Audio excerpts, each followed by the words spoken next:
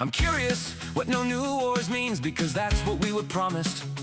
Then we started striking boats: Venezuela, Nigeria, Yemen, Somalia, Syria, Iraq, and Iran, while cutting healthcare, firing federal workers, and telling us the country is broke. But somehow there's always money for bombs. I wanted to understand why we're at war, because historically the reason they give us isn't the real one. And this time they've said they are 2 months from having nukes to being obliterated and back to having nukes. Regime change, terrorists, and even dusted off the 1979 hostage crisis without mentioning that it was retaliatory. In 1953, Iran tried to keep its own oil from a British company, extracting the profits. The CIA backed a coup, removed their elected leader, installed someone more cooperative, and the US and Britain got the oil profits. 26 years later, after a terrible massacre, the Iranians overthrew the Shah when he fled, and the US gave him refuge. The Iranian people, fearing another coup, seized the embassy and held 66 Americans hostage. They wanted the Shah back for trial and a promise the US would stay out of their affairs. They never got either, and the new leader turned out to be even more repressive. And it's only gotten worse. We gave Saddam the intelligence to drop nerve gas on them. We shot down their passenger jet on a routine flight to Dubai, killing 290 people, 66 of them children. The commander got a medal.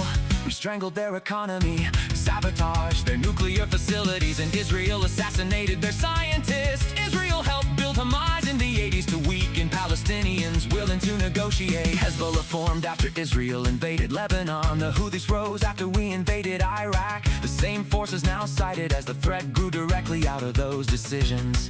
The country warning about Iran for 30 years allegedly has up to 90 nuclear weapons. Never signed the treaty, never allowed inspections.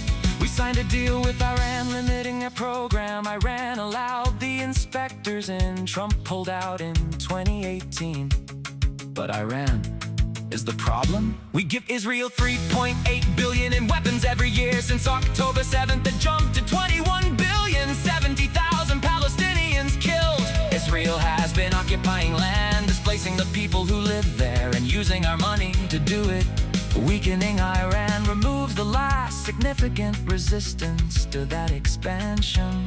Gaza is already being planned as a luxury destination. They said the demolition phase is almost complete, but don't worry, I'm sure anyone who is left will be allowed to work in the hotels they build on their families' graves. Lebanon's coast is next. The same men negotiating the war, holding the blueprints, and have been given billions by the countries with the most to gain. Kushner took $2 billion from the Saudi sovereign wealth fund the day he left the White House, then promised no new fundraising while serving, then raised $5 billion more from Saudi Arabia, UAE, and Qatar. The same governments allegedly lobbying for this war. 4 days before inauguration, the UAE secretly bought 49% of Trump and Witkoff's crypto company.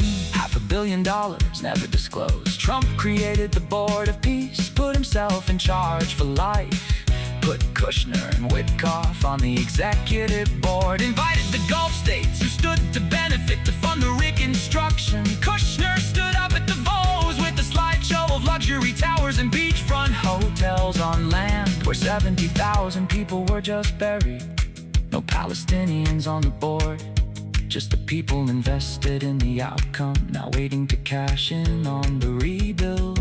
Which sounds a lot like a pay-to-play war scheme, where foreign governments bought access to the men running U.S. foreign policy, started a war that made their investors richer, and are now positioned to profit from rebuilding everything they helped destroy.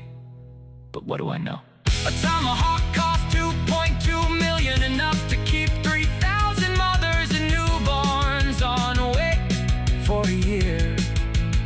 We fired close to 1,000 of them, hit a school on day one, at least 244 children, 1,700 civilians killed so far. Trump said the Iranians were begging to be bombed more.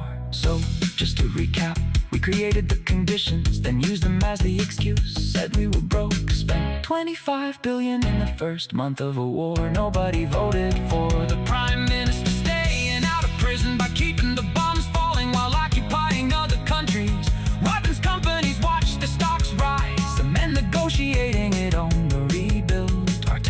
dollars paid for all of it. Trump said, we can't take care of daycare, we're fighting wars. Federal childcare costs $12 billion a year. They spent that in the first 2 weeks. I'm just curious, whose country we're actually putting first?